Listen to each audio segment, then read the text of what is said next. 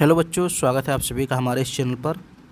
बच्चों, हम लोग आज पढ़ेंगे सल्तनत कालीन कला और संस्कृति। सल्तनत काल में हम लोग आज पढ़ेंगे चित्रकला के बारे में और सल्तनत काल के संगीत के बारे में। तो देखिए, सल्तनत काल की अगर बात करें यानी दिल्ली के सुल्तानों की बात करें तो इन्होंने चित्रकला को बहुत ज़्यादा महत्व नहीं दिया। चित्रकला का बहुत विकास तो नहीं हुआ, लेकिन संगीत पे हम लोग थोड़ा सा यहाँ देखेंगे। पहले थोड़ा सा हम लोग चित्रकला को देख लेते हैं। बहुत ज़्यादा ध्यान तो नहीं दिया गया, लेकिन फिर भी ऐसा इसलिए क्योंकि जो इस्लामी कानून है शरिया, उसमें जीवित प्राणियों के चित्र और संगीत को वर्जित माना गया है। इसलिए सुल्तानों ने ज़्यादा इस पर ध्यान नहीं दिया, क्योंकि इस्लाम में वर्जित माना गया है। चित्रकला या संगीत, इन सबको हराम माना गया है। सल्तनत काल में इन कलाओं का विकास हुआ, फिर भी हुआ। यह वह दौर था जब तुर्की फ़ारसी परंपराएं भारतीय मूल के साथ मिली, यानी इधर भारतीय संगीत और कला है और उधर से तुर्की और फ़ारसी संगीत और कला आकर के मिल रहे हैं। तो एक मिश्रित संस्कृति का उद्भव हो रहा है। जैसे तुर्क अपने साथ रबाब और सारंगी लाए थे और वीणा के साथ मेल हुआ। ठीक है, अभी मैं आगे बताऊंगा कैसे मेल होता है और कैसे कौन सा नया यंत्र बनता है। चित्रकला महलों की दीवारों से हटकर पांडुलिपियों में सिमट गई, लेकिन समाप्त नहीं हुई।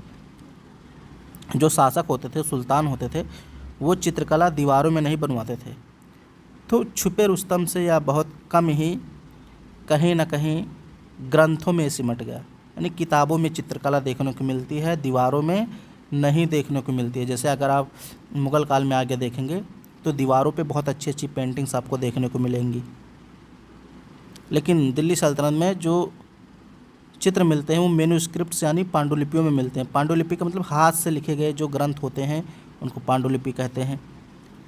किताबों में मिलते हैं। ठीक है, ये देखिए, एक छिपी हुई विरासत, मैंने अभी बताया ना, छुपा रुस्तम तरीके से सारी चीज़ें हुई। 1947 में हरमन गोइट्स ने सिद्ध किया कि दिल्ली सल्तनत काल में चित्रकला का अस्तित्व था। मतलब अस्तित्व था, बहुत ज़्यादा विकास तो नहीं हुआ, लेकिन चित्रकला का अस्तित्व था। ये किसने बताया? ये बताया हरमन गोइट्स ने 1947 में। और इन्होंने प्रमाण दिया कि सीरी और बेगमपुर के मध्य स्थित मखदूम ओली मस्जिद से चित्रकला के अवशेष मिले हैं। यहाँ इस पे अगर आप देखेंगे तो थोड़ा बहुत चित्र बना हुआ है। ये मखदूम ओली मस्जिद है, सीरी यानी दिल्ली में है। सीरी कहाँ है? सीरी का किला दिल्ली में है, तो वहीं पे ये मस्जिद का दरवाज़ा है और यहीं पे आपको थोड़े बहुत चित्रकला के अवशेष मिलेंगे। ये खोज किया था हरमन गोइट्स ने 1947 में। साहित्यिक उल्लेख की बात करें तो सल्तनत चित्रकला का प्रथम उल्लेख बैयाकी द्वारा गजनवियों के इतिहास में मिलता है। ये बैहाकी था। ठीक है, ये क्या कौन था? बैहाकी। ये महमूद गजनवी के साथ आया था, एक इतिहासकार था, और इसने अपने ग्रंथों में चित्रकला को उल्लेख किया है। इसके अलावा फुतुह सलातीन के अनुसार इल्तुतमिश के समय चीन से चित्रकार दिल्ली लाए गए थे। फुतुह सलातीन यानी कि इसका लेखक है एसामी। तो एसामी अपने ग्रंथ फुतुह सलातीन में कहता है कि इल्तुतमिश के समय कुछ चित्रकार चीन से आए थे। अब चित्रकला की विशेषताएं क्या थीं? तो सबसे पहले पैनी रेखाएं। पैनी का मतलब बहुत शार्प रेखाएं होती थीं। पैने कोण, बहुत तीखा कोण होता था। रंगीन मॉडलिंग का अभाव, तो इन सारी चीज़ों का बहुत अभाव होता था, चाहे पैनी रेखाएं हो, पैने कोण हो, रंगीन मॉडलिंग, सबका अभाव था। और ये जो शैली चित्रकला में अपनाई गई, ये एलोरा और अजंता के अवशेषों से मिलती जुलती थी। अब मैंने बताया था जो पांडुलिपियों में चित्र पाए जाते हैं वो ऐसे ही, देखिए ये एक किताब है, इसी में चित्र पाए जाते हैं, दीवारों पे नहीं पाए जाते हैं, तो इसे ही पांडुलिपि कहते हैं, यानी हाथ से बनाए जाते थे सारे चित्र। अब एक ग्रंथ है नियामतनामा। ठीक है, इसको पाक शास्त्र का ग्रंथ कहा गया है। पाक शास्त्र मतलब इसमें खाना बनाने के चित्र, ये सारी चीज़ें मिलती हैं। देखिए कैसे खाना बनाने के चित्र इसमें मिलते हैं और लघु चित्र मिलते हैं। इसके खोज रॉबर्ट स्केलेटन है। मिफ्ताह उल फुजाला एक फ़ारसी शब्दकोश जिसमें चित्र प्राप्त हुए हैं। प्रभाव चौर पंचासिका और लौर चंदा जैसी शैलियों ने मुग़ल चित्रकला का मार्ग प्रशस्त किया। तो ये हम लोग आगे पढ़ेंगे। शाही प्रतिबंध। फिरोज शाह तुगलक ने तारीख़ फ़िरोज़ शाही के अनुसार आदेश दिया कि आराम गृहों में हिंदू नरेशों के चित्र नहीं बनाने चाहिए। तो शम्स सिराज ने एक ग्रंथ लिखा है, शम्स सिराज अफ़ीफ़, ये इतिहासकार हैं, इन्होंने एक ग्रंथ लिखा है तारीख़ फ़िरोज़ शाही, और इसमें ये वर्णन करते हैं, शम्स सिराज अफ़ीफ़ वर्णन करते हैं इस ग्रंथ में कि फ़िरोज़ शाह तुगलक ने आदेश दिया था। क्या आदेश दिया था? कि आराम गृह जितने भी हैं जहाँ पे आराम किया जाता है वहाँ पे किसी हिंदू नरेश का चित्र नहीं बनना चाहिए। मालवा, जौनपुर, बंगाल के सुल्तानों ने चित्रकला को दिल्ली से अधिक संरक्षण दिया। तो चित्रकला में बहुत ज़्यादा आपको देखने को नहीं मिलेगा। अब हम बात करते हैं संगीत क्रांति की या संगीत कला की दिल्ली सल्तनत में। तो संगीत पर भी बहुत ज़्यादा ध्यान नहीं देते हैं, लेकिन फिर भी संगीत का थोड़ा बहुत विकास हुआ। एक संगीत ग्रंथ है जिसको बोलते हैं संगीत रत्नाकर, संगीत रत्नाकर, ठीक है। इसी में इन सारी चीज़ों का वर्णन है और इसके रचयिता थे सारंग देव। ये देवगिरी के यादव राजा के दरबार में रहते थे। देवगिरी के यादव जो थे, मैंने आपको पढ़ाया है देवगिरी के राजा कौन थे? रामचंद्र, वो यादव वंश के थे। तो उसके पहले और उसके बाद वहाँ पे यादव वंश जो रहता है वहीं पे रहते हैं सारंग देव, उसी के दरबार में रहते हैं सारंग देव, और इनका ग्रंथ है संगीत रत्नाकर। इसमें संगीत के बारे में बताया गया है। अब जो सितार है वो वीणा और तंबूरा को मिलाकर बनाया गया है। अब वीणा जो है ये भारतीय है और तंबूरा जो है ये ईरानी है या फ़ारसी या तुर्की आप कह सकते हैं, यानी कि ये तुर्कों द्वारा लाया गया था। तो तंबूरा और वीणा दो उपकरणों को मिला करके सितार बनाया गया, ठीक है। ये देखिए, ये है वीणा जो हमारे यहाँ प्रचलित है, माँ सरस्वती इसको लेती हैं अपने हाथों में, और ये है तंबूरा। इन दोनों को मिला करके एक नया उपकरण बनाया गया नकल करके, जिसको कहते हैं सितार। ये देखिए सितार।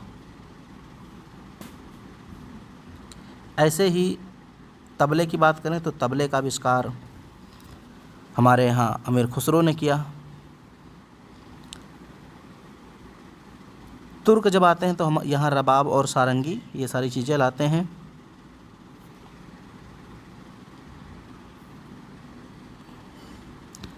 अमीर खुसरो की बात कर लेते हैं थोड़ा सा। तो ये संगीत के संस्थापक थे और सितार और तबले का निर्माण इन्होंने ही किया, ठीक है। ये जो मैंने अभी आप सितार बताया ना, तंबूरा और वीणा को मिलाकर जो सितार बनाया, ये किसने बनाया था? अमीर खुसरो ने ही बनाया था। और तबले का भी आविष्कार अमीर खुसरो ने किया था। इनको नायक की उपाधि दी गई थी। कव्वाली की शुरुआत भी इन्होंने ही की, अमीर खुसरो ने। राग 19 नए रागों का आविष्कार किया, जैसे तिलक, साजगिरी, सरपदा, औनम, घोर, सनम, जिलाफ, ये सब रागों के नाम हैं। इसका आविष्कार अमीर खुसरो ने किया। भारतीय और फारसी संगीत के मिश्रण का पितामह इनको माना जाता है। दिल्ली के सुल्तान संरक्षण और विरोध। तो जलालुद्दीन खिलजी के बारे में कहा जाता है कि इसके दरबार में शाह चुंगी एवं नुसरत खातून जैसी गायिकाएँ रहती थीं। किसके दरबार में? जलालुद्दीन खिलजी के दरबार में। कौन कौन? शाह चुंगी और नुसरत खातून जैसी गायिकाएँ। फिर अलाउद्दीन खिलजी की बात करें तो इसके समय दक्षिण के महान संगीतक गोपाल नायक और अमीर खुसरो थे। दक्षिण के महान संगीतक कौन थे? गोपाल नायक, और अमीर खुसरो तो थे ही। मोहम्मद बिन तुगलक के दरबार में लगभग 1200 गायक थे। ऐसे ही कुछ शासक थे जो विरोधी थे बहुत ज़्यादा, जैसे गयासुद्दीन तुगलक, ये संगीत का कट्टर विरोधी था। निज़ामुद्दीन औलिया पर संगीत सुनने के कारण 53 उलेमाओं की अदालत में मुकदमा चलाया गया, ठीक है। तो आपको पता ही होगा निज़ामुद्दीन औलिया जो सूफ़ी संत थे। तो सूफ़ी संत जो है संगीत को हराम नहीं मानता, यानी संगीत को एक्सेप्ट करता है और अल्लाह से, खुदा से मिलने का एक तरीका बताता है, एक माध्यम बताता है उसको, संगीत को, कि संगीत से हम खुदा से मिल सकते हैं। तो गयासुद्दीन तुगलक जो है जब ये बात सुनता है कि निज़ामुद्दीन औलिया संगीत को संरक्षण दे रहे, तो उन पर मुकदमा चला देता है कि आप इस्लाम विरुद्ध जा रहे हैं, और 53 उलेमाओं की अदालत में मुकदमा चलाया गया। हालांकि निज़ामुद्दीन औलिया को बरी कर दिया गया, यानी उनको सज़ा नहीं दी गई। फिरोज़ शाह तुगलक भी राग दर्पण का फ़ारसी में अनुवाद कराता है। तो ये थे दिल्ली सल्तनत के चित्रकला और उसकी संगीत। अभी तक हम लोगों ने दिल्ली सल्तनत की बात की।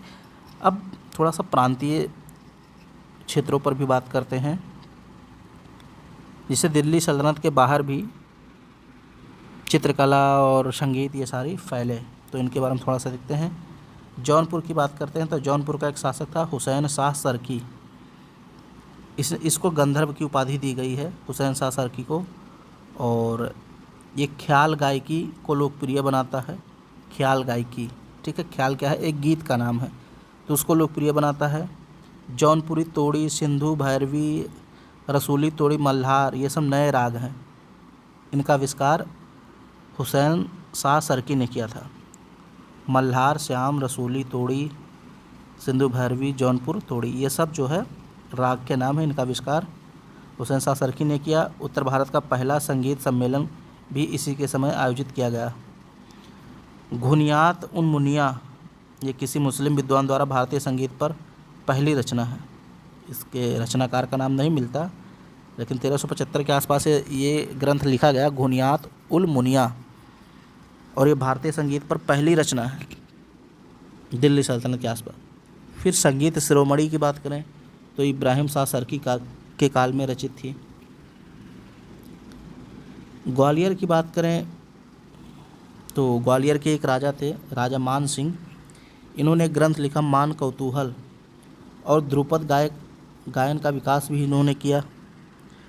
ध्रुपद जो था एक गैर इस्लामी प्रवृत्ति का था, फिर भी मुस्लिम पद्धतियों का समावेश था इसमें। मालवा और कश्मीर के शासकों की बात करें तो मालवा में बाज बहादुर और रानी रूपमती बहुत संगीत प्रेमी थे। कश्मीर की बात करें तो जैनुल आबदीन, और कहा जाता है जैनुल आबदीन को ग्वालियर के राजा ने संगीत की पुस्तकें भेजी थी। दक्षिण भारत की बात करें तो बीजापुर के शासक थे इब्राहिम आदिल शाह द्वितीय। इन्होंने किताब नौरस लिखा, जो हिंदी गीतों का संग्रह है। ये बहुत इंपॉर्टेंट है, याद रखना। किताब नौरस, किताब नौरस जो है ये हिंदू गीतों का संग्रह है, और इसको लिखा है इब्राहिम आदिल शाह द्वितीय ने। फिर विजयनगर की बात करें तो दक्षिण संगीत का एक प्रमुख केंद्र था, और यहाँ के एक रचनाकार थे विजयनगर के रमामात्य ने स्वरमेल कलानिधि की रचना की है। अन्य संरक्षक की बात करें तो बहमनी साम्राज्य के शासक थे फिरोज शाह, महमूद शाह, ये सब बहमनी साम्राज्य के शासक हैं। अहमदनगर की बात करें तो चांद बीबी, इन्होंने भी संगीत को संरक्षण दिया। सूफी और भक्ति जन का संगीत, तो गज़ल की बात करें तो अमीर हसन देहलवी, इन्हें भारत का सादी कहा जाता है। अमीर हसन देहलवी, ठीक है, इन्होंने गज़ल का आविष्कार किया। पहला शेर मल और अंतिम शेर मकता है इनका। गज़ल को चिश्तियों का रहस्यवाद कहा गया है। ये चिश्ती संत जो थे गज़ल वगैरह बहुत अच्छे से गाते थे, पसंद करते थे। भक्ति संगीत की बात करें तो बंगाल में चैतन्य महाप्रभु, चंडीदास। मिथिला के आसपास बात करें तो विद्यापति। बिहार की बात करें चिंतामणि, और असम की बात करें तो शंकर देव। इन सभी ने कहीं ना कहीं संगीत को संरक्षण दिया। ये सब कवि हैं, संत हैं, ठीक है, जैसे चैतन्य महाप्रभु हो गए, चिंतामणि, शंकर देव। अब प्रमुख संगीत ग्रंथ और उनके रचनाकार देख लेते हैं। कुछ संगीत ग्रंथ दिए हैं और उनके रचयिता, जैसे संगीत रत्नाकर, इसके रचयिता सारंग देव हैं। संगीत सुधाकर के रचयिता हरिपाल देव। राग तरंगड़ी लोचन कवि। राग दर्पण फिरोज शाह तुगलक के समय इसका फ़ारसी में अनुवाद किया गया। लज्जत सिकंदरी सिकंदर लोदी के काल में इसका अनुवाद किया गया। संगीत राज ये महाराणा कुंभा ने लिखा है, ठीक है। एक स्वर्णिम विरासत, दिल्ली सल्तनत का काल केवल युद्धों का नहीं बल्कि सांस्कृतिक मिलन का दौर था।